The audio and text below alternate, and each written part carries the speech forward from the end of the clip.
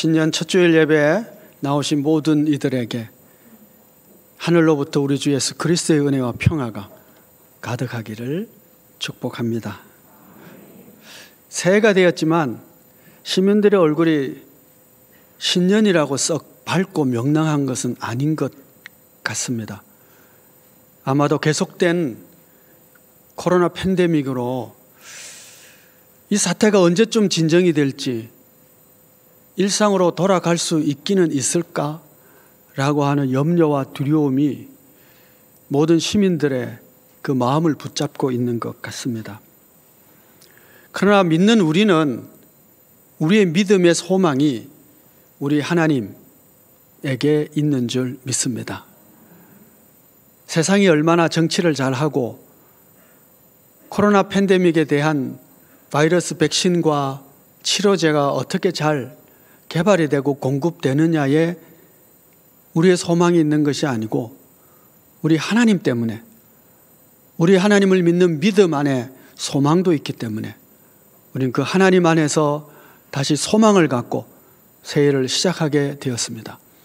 소망으로 하나님의 은혜가 우리 모두에게 넘치고 내일을 기대하며 나아갈 수 있게 되기를 축복합니다.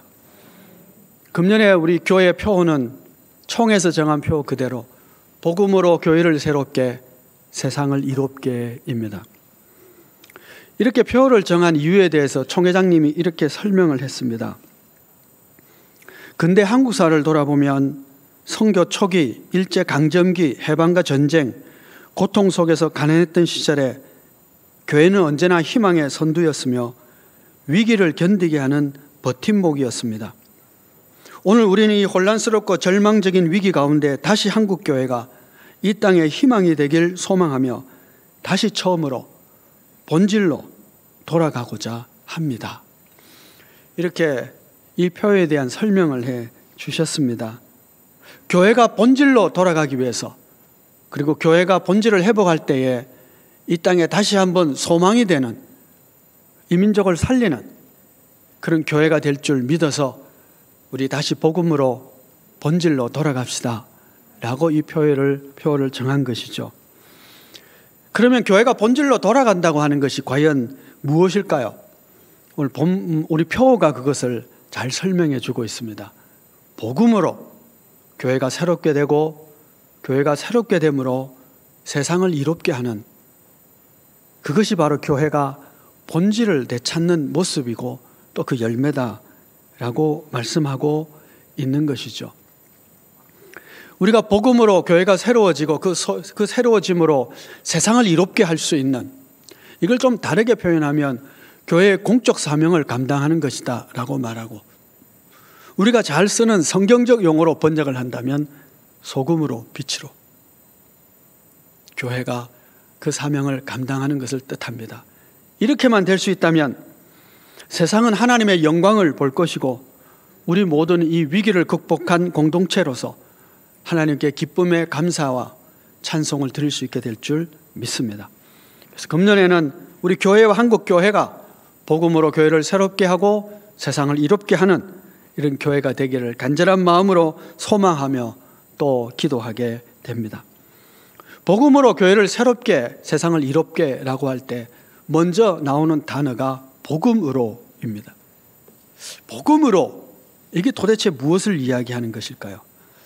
오늘 본문 말씀 우리 함께 읽었습니다만 마가복음 1장 15절 말씀을 보시면 예수님께서 공생애를 시작하시면서 이르시되 때가 찼고 하나님의 나라가 가까이 왔으니 회개하고 복음을 믿어라, 이렇게 말씀합니다. 복음이라고 하는 것은 그 뜻 그대로 풀이를 하면 기쁜 소식이 되죠. 그럼 성경이 말씀하고 있는 기쁜 소식이라는 것이 도대체 뭐가 기쁜 소식이라는 얘기냐라고 우리가 질문을 하지 않을 수가 없습니다. 성경이 말씀하고 하나님이 가르쳐 주시고 있는 기쁜 소식, 그것이 무엇인지를 파악해야 우리가 본질로 돌아갈 수 있는 길을 발견할 수 있기 때문에 그렇습니다. 성경이 말씀하고 있는 기쁜 소식이라는 것은 죽을 수밖에 없는 죄인들이 용서받고 하나님이 거하시는 하나님의 나라에 들어갈 수 있는 길이 생겼다. 그 길이 열렸다라고 하는 것입니다. 물론 우리가 잘 아는 표어대로 예수 천당이라고 말씀드릴 수도 있겠습니다.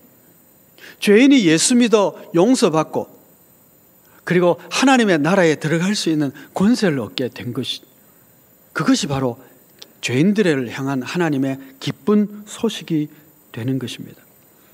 그래서 때가 찼으니 회개하고 복음을 믿으라, 그렇게 선포하게 된 것이죠. 하나님의 용서의 은혜, 구원의 은혜가 이 땅에 임합니다. 그런데 그 은혜를 우리가 받기 위해서는 회개라고 하는 그 액션이 있어야, 은혜와 회개가 만남으로 말미암아 그 기쁜 소식이 참으로 내 것이 된 것이죠.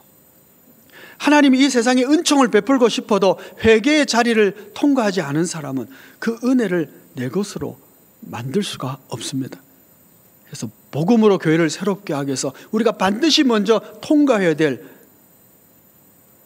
것이 회개라고 하는 이 문입니다. 그럼 회개가 무엇일까요? 우리가 대림절 기간 동안 계속 회개에 대해서 공부를 한 적이 있죠. 구약 성경에서는 이 회개라는 단어가 라함이라고 하는 단어와 슈브라고 하는 이 두 단어를 사용하고 있습니다. 근데 조금 달라요. 라함이라고 하는 단어는 감정적인 용어입니다. 그러니까 내가 잘못했구나, 내가 잘못 살았구나 라고 하는 후회하고 애통해하는 눈물이 그 회개라고 하는 것이죠. 이 라함이라고 하는 단어가 있습니다. 슈브라고 하는 단어는 원래 돌이키다는 뜻이거든요. 그러니까 이전에 살던 삶의 방식에서 돌이켜서 새로운 삶의 방식으로, 의로운 삶으로 살아가도록 액션을 취하고 삶의 방향을 바꾼 것, 이것이 이제 회개인 것이죠. 그러면 합치면 어떻게 돼요? 감정적인 것과 의지를 통한 액션이 이 회개에 함께 있는 것입니다. 이전에 살았던 나의 죄인의 모습, 그것을 슬퍼하고 애통해하고 마음 아파하는 감정적인 요소와 함께 내가 다시는 이렇게 살지 않겠다 결심하고 새로운 삶을 살겠다고 행동에 나서야 회개라고 할 수가 있는 것이죠. 우리가 산상보훈을 중에 팔복을 외우고 있습니다. 그 팔복이 처음에 심령이 가난한 자로부터 시작해서 그리고 바로 이어지는 것이 애통하는 자거든요. 팔복은 그리스도인의 본래 갖춰야 될 모습을 얘기하는 것입니다. 왜냐하면 우리가 예수 믿어 다 복 있는 사람이 됐거든요. 아멘. 우리가 다 복 있는 사람입니다. 왜요? 예수 믿어서. 그러면 그 복 있는 사람의 모습이 심령의 가난함, 그 다음에 애통이에요.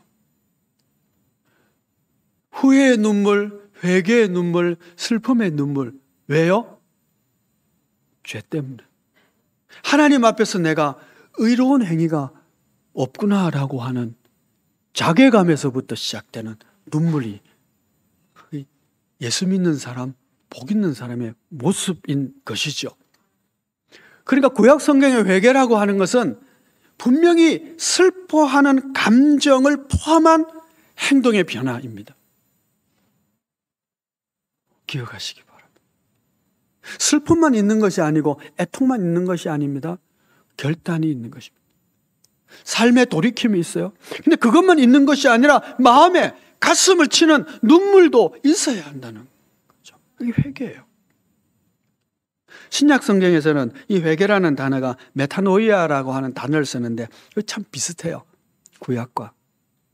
과거의 잘못을 깊이 깨닫고 진심으로 후회하고 잘못된 길에서 돌아서서 선을 향하여 나아가는 태도. 길게 설명을 했지만 이해가 되시죠? 깨닫고 후회하고 잘못된 길에서 돌아서서 선을 향하여 나아가는 태도를 회개라고 합니다.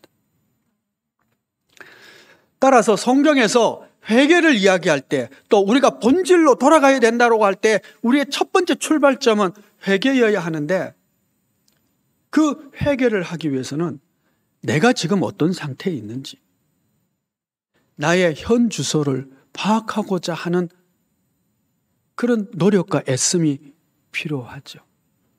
회개는 나와 관계없어 모든 사람이 다 회개해야 돼라고 타인에 대한 이야기가 아니고, 나는 회개할 거리가 하나도 없는 사람이라고 생각할 것이 아니라, 도대체 내가 어떤 위치에 있지?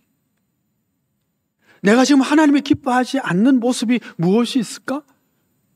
나의 현 주소를 파악하고 그것을 슬퍼하며 다시는 이렇게 살지 않겠다라고 돌아서는 삶의 태도가 있을 때에 비로소 우리는 본질을 찾은 자가 되는 것이죠. 니느웨가, 요나서에 나온 이야기입니다. 니느웨가 하나님의 그 심판을 받아 마땅한 악한 사람들이 모여있는 도시였습니다. 그런데 그 도시가 하나님의 심판 바로 앞에서 그 심판을 모면하게 되죠. 두 가지 요소가 있습니다. 하나는 선지자가 있었다는 것과 또 하나는 그들이 회개했다는 것이죠. 두 가지가 있었어요. 그들이 심판 앞에서 다시 살아났죠. 근데 여러분, 남한국과 북한국, 이스라엘과 유다는 선지자가 있었어요. 상당히 많은 선지자가 있었습니다. 말씀과 율법도 있었습니다. 그리고 성전도 있었습니다. 그런데 망했어요. 왜요? 회개가 없었기 때문에. 삶의 돌이킴이 없었던 것이죠. 근데 여러분, 이 요나서에서 한 걸음만 더 나아갈 필요가 있어요. 뭐냐 하면, 하나님이 니느웨에게 요청하시는 회개의 수준과 요나에게 요청하시는 회개의 수준이 다르다는 거죠. 여러분, 요나서의 주인공은 니느웨가 아닙니다. 요나서의 주인공은 요나서기 때문에 누구예요? 요나예요. 그리고 이거 요나를 한번 생각해 보십시오. 제일 요나서 마지막 장면에 박넝쿨 하나 그건 그냥 말랐다고 막 화를 내고 내가 죽는 것이 마땅합니다. 그렇게 몸부림치는 요나에게 하나님이 말씀하시죠. 너는 그 박넝쿨 하나 때문에 그렇게 난리 법석을 치느냐? 이 니느웨는 좌우를 분별하는 수많은 사람들이 있는데 그를 긍휼히 여기는 것이 마땅하지 않느냐? 그걸로 끝이에요. 아니, 요나가 무슨 그 말을 듣고 회개했다든지 뭐 결심했다든지 뭐 어떻게 했다는 아무런 얘기도 없어요. 그러니까 요나서가 주는 중요한 포인트는 요나가 회개했느냐 안 했느냐 이게 아니라니까요. 주인공이 요나지만, 요나서 읽어보세요. 그 니느웨 성이 아주 악한 정말 나쁜 놈들, 그래서 저들에게는 하나님의 긍휼과 자비가 바늘 끝만큼도 있으면 안 되는 흉악한 놈들이라고 생각했기 때문에 하나님이 그 파송하자 요나는 도망가 버려요. 다른 데로 가버려요. 하나님이 그를 아주 폭풍우 속에서 아주 혼을 내서 물고기 뱃속에 들어가게 했을 때 그가 긴 기도를 드리죠. 그런데 그 기도를 잘 읽어보면 요나가 회개한 것 같지 않아요. 진짜 회개는 안 한 것 같아요. 그 이어지는 장면을 봐도 그래요. 이어져서 가서 뭐 할 수 없어 갔겠죠. 이제는 뭐 물고기 이 뱃속이 아니라 그냥 불구덩이에 들어갈 것 같아서 아마 겁이 나서 갔을지도 몰라요. 어쨌든 그 가잖아요. 가서 3일길 되는 그 도시에 하루밖에 안 해요. 하루도요, 내가 3일 자면 망한다 그 얘기만 해요. 그게 무슨 회개한 사람의 모습이고 선지자의 모습입니까? 아니거든요. 그리고는 산에 올라가죠. 이놈들 망하는 꼴을 한번 보자. 그거 구경하고 앉아있어요. 여러분 그 심보를 한번 생각해 보세요. 이게 회개한 사람의 모습입니까? 아니잖아요. 그리고 하나님께 막 대들어요. 박넝쿨 때문에. 하나님, 내 그럴 줄 알았습니다 하면서. 그런데 그에게 하나님이 하나님의 마음을 보여주세요. 야, 너는 박넝쿨 하나 때문에 그러냐? 나는 이 성에 있는 수많은 좌우를 분별하지 못하는 이 사람들의 생명을 내가 긍휼히 여기는데 너는 이 마음을 한번 생각해 봤냐? 요나가 그 하나님의 마음에 감동을 받았는지 안 받았는지 성경은 얘기하고 있질 않아요. 그 얘기는 성경은 요나가 회개했는지 안 했는지 밖엔 이 관심 없다는 거예요. 성경의 관심은 요나서를 읽고 있는 저와 여러분에게 관심이 있는 겁니다. 너는 지금 어떡할래? 그 얘기거든요. 그러니까 여러분, 이 요나가 회개해야 되는 이 회개의 수준과 니느웨 성의 회개의 수준이 이 수준이 다른 거예요.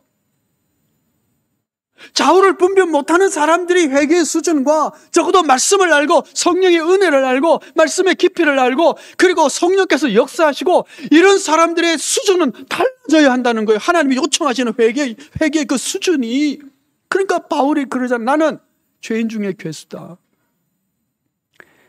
그는 거룩한 성자의 무리에 속한 자로서 그의 거룩함이 또 상승되고 상승될수록 하나님이 그에게 요청하시는 거룩함과 깨끗함의 수준이 달랐기 때문에 다른 사람은 아예 감도 잡지 못할 그 수준에서 자신은 그 죄를 기억하고 알고 애통해하고 그리고 회개했다는 것이죠.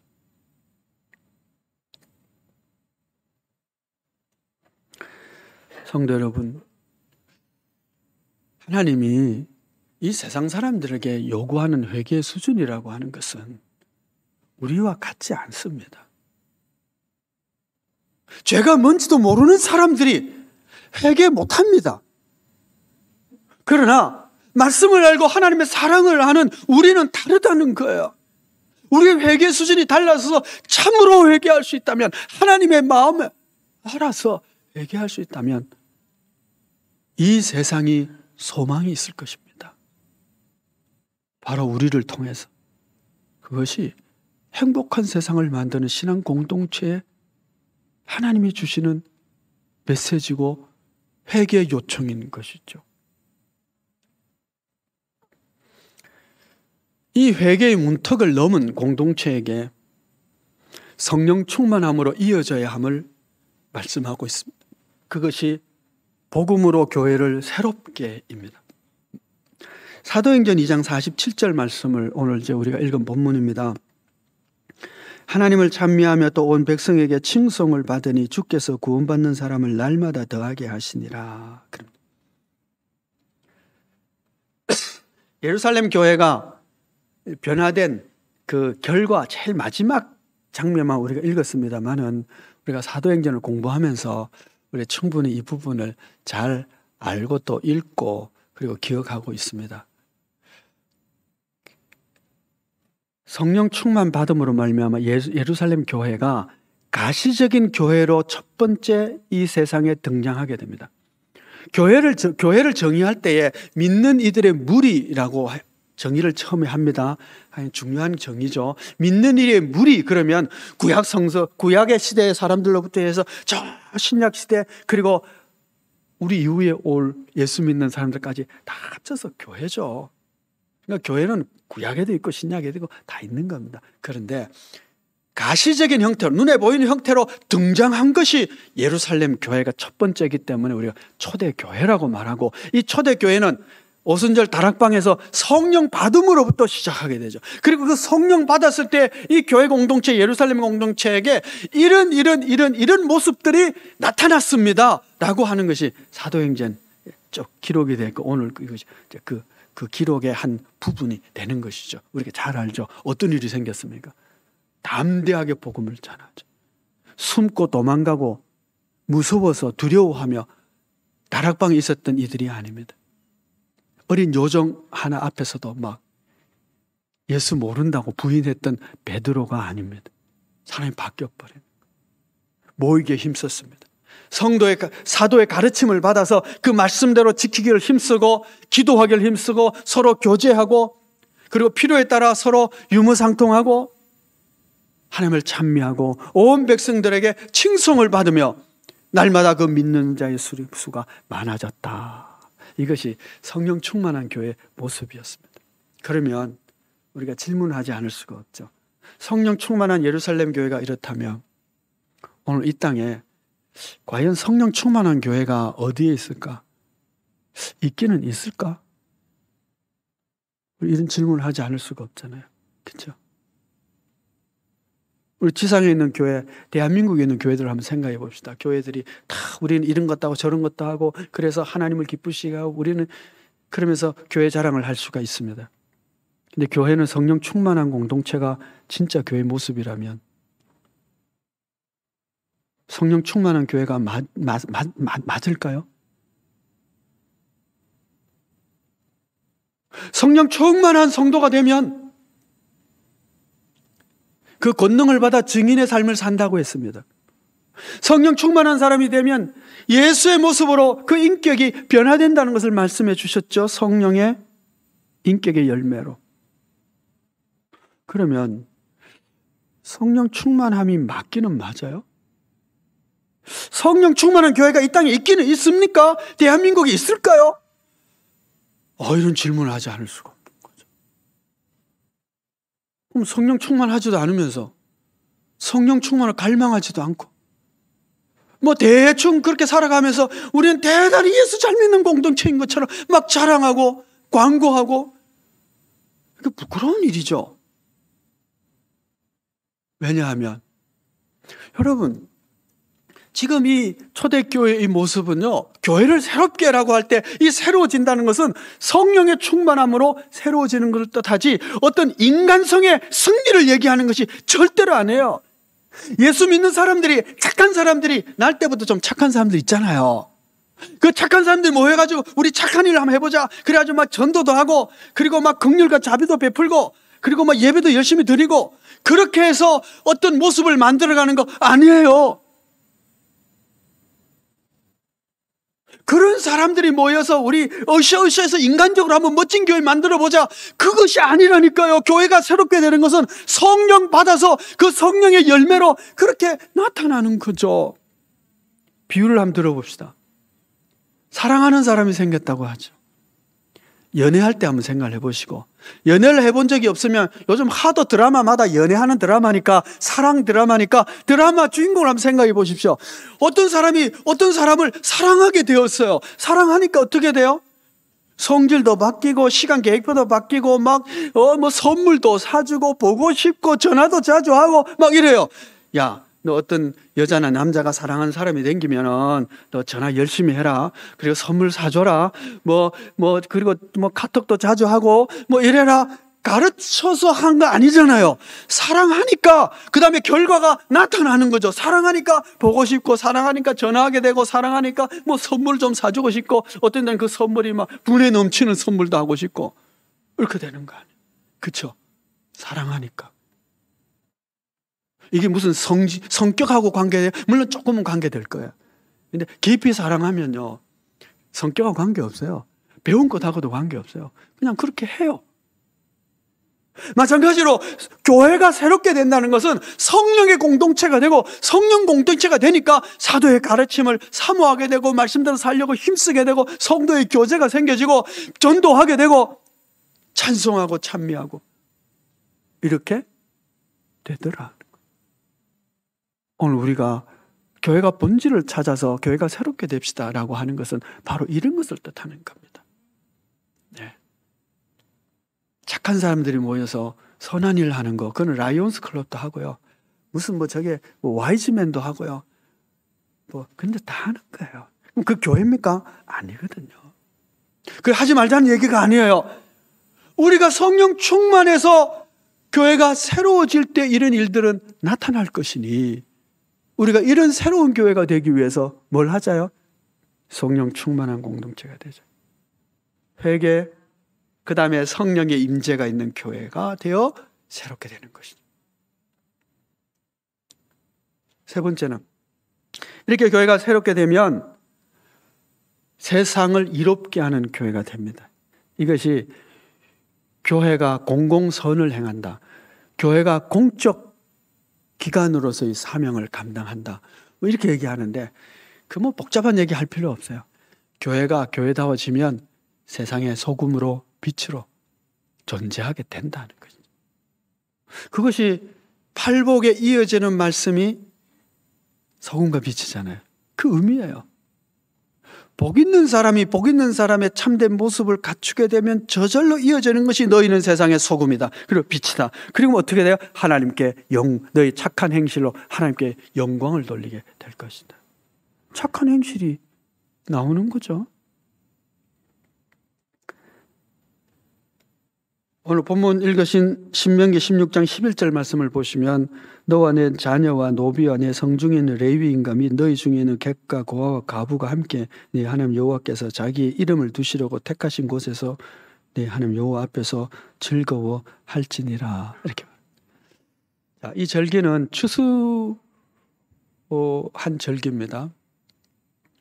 추수물을 거뒀을 때, 야, 우리가 많은 것을 거뒀다.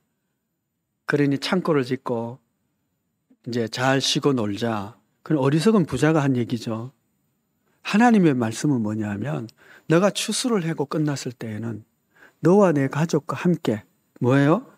노비, 레위인, 객, 고아, 가부 누군가가 도와주지 않으면 먹을 것이 없는 사람들, 이 사람들도 함께 기뻐할 수 있게 하라. 아무것도 먹을 것이 없는 사람이 기뻐해집니까? 아니잖아요. 누군가 나누어 줘서 먹을 것이 생기니까 기뻐하는 것이죠. 신명기 16장인데요. 신명기 앞장, 바로 앞장을 보시면 하나님 이런 말씀을 해요. 너희가 그 가나안 땅에 들어가서 하나님의 말씀을 잘 순종하면 너희 땅에 가난한 자가 없을 것이다. 그래요. 그런데 그 말씀을 이어서 쭉 이어가다가 마지막에 어떤 말씀을 하느냐 하면 이 땅에 가난한 자가 끊어지지 않을 것이요 라고 말해요. 이게 도대체 뭐예요? 너희가 복을 받으면 가난한 자가 없을 거다. 너희가 순종하면 가난한 자가 없을 것이다. 이렇게 얘기하고는 또 가난한 자가 영원히 끊어지지 않을 것이다. 영원히 있을 거라고 얘기하고 있어요. 이 두 말씀이 서로 충돌을 하고 있어요. 이게 결국 이런 거예요. 뭐냐면 가나안 땅에 들어가서 너희가 율법을 잘 지키고 하나님 말씀대로 잘 살면 그게 가난한 자가 없을 거라는 거예요. 고아와 가부가 없다는 얘기가 아니에요. 가난한 자가 없을 거예요. 왜? 말씀대로 나누고 그리고 추수밭을 다 추수하고 일부 남겨두고 추수하다가 땅에 떨어진 것은 다시 줍지 않고 3년에 한 번은 어떻게 해요? 또 가난한 자를 위한 11조를 따로 내서 나누고 그리고 안식년에 어떻게 든 추수하지 않고 안식년은 그 땅을 지나가는 그 나그네 가난한 자 그리고 새 먹이로 그냥 남겨두는 거예요. 이렇게 하면 가난한 자가 없을 것이다. 왜? 먹을 것이 다 있으니까. 그러나 가난한 자가 끊어지지 않을 것이라는 얘기는 뭐예요? 너희 중에 이렇게 과연 살까? 이런 질문이 되는 것이죠. 성경의 엑기스 딱 요절 뭐라 그래요? 요한복음 3장 16절 한번 외워보면 하나님이 세상을 이처럼 사랑하사 독생자를 주셨으니 하나님이 세상을 사랑하셔서 독생자를 주셨어요. 하나님이 예수제의 사랑하기 위해서 예수를 주신 것이 아니란 말이에요. 하나님이 독생자를 주신 것은 이 세상을 사랑했어요. 그러면 그리스도를 머리로 하는 그리스도의 몸인 교회는 마땅히 예수님과 같은 마음, 하나님과 같은 마음으로 이 세상을 사랑해야 하는 거예요. 그것이 교회가 공공선을 행하는 것이다. 이 땅에 있는 사람들을 사랑해서 그들에게 하나님이 내게 주신 것을 흘려보내는 것이죠. 흘려보내는 것. 비교적 우리는 이런 일을 잘 하려고 애썼어요. 그렇지만 우리는 더욱 행할 수 있어야 될 줄 믿습니다. 교회 생일 헌금 우리 작년에 모아가지고 그쵸? 교회 생일이 내 생일이다. 그래서 생일 헌금 했잖아요. 그리고 지역의 가난한 자를 위해서 다. 성탄절에는 뭐예요? 성탄 선물 준비해서 함께 기뻐하는 거. 여러분 이스라엘 절기는 함께 기뻐하는 것이다. 함께 기뻐. 함께 기뻐. 또 함께 기뻐할 수 있는 세상이 되도록 우리가 힘쓰는 것이죠. 금년에도 우리가 가르침을 받은 대로 더욱 공적인 사명을 잘 감당함으로 행복한 기묘를 만들어 갈 수 있는 그런 우리 신앙 공동체가 되기를 소원합니다. 말씀을 정리하겠습니다. 한 번은 예수님께 어떤 사람이 찾아와서요, 빌라도가 갈릴리 사람들을 죽여서 그 피를 제물에 섞은 것에 대해서 얘기를 합니다. 그러자 예수님께서 실로암 망대가 무너져서 18사람이 죽은 이야기도 하면서 그 죽은 18사람이 죄가 많아서 그런 줄 아느냐? 그렇지 않다. 너희도 회개하지 아니하면 그처럼 망할 것이다 말합니다. 여러분, 세상이 망하는 것은 소금이 맛을 잃었고 빛이 없기 때문이라고 하나님은 그렇게 평가하십니다. 여러분, 대한민국이 망한다면 이 땅에 참되게 복음으로 교회를 새롭게 해서 세상을 이롭게 하는 성도와 교회가 없었기 때문이라고 하나님은 판단할 것입니다. 여러분, 한번 생각해 보십시오. 우리는 망해도 천국입니다. 아멘. 여러분, 우린 망해도 천당 갈 거잖아요. 아니, 막말로 전쟁이 나서 온 땅이 막 난리를 해고, 그리고 우리가 그냥 복장이 터져서 죽어도 우린 천당 갈 거예요. 근데 이 세상 사람들은 어떻게 합니까?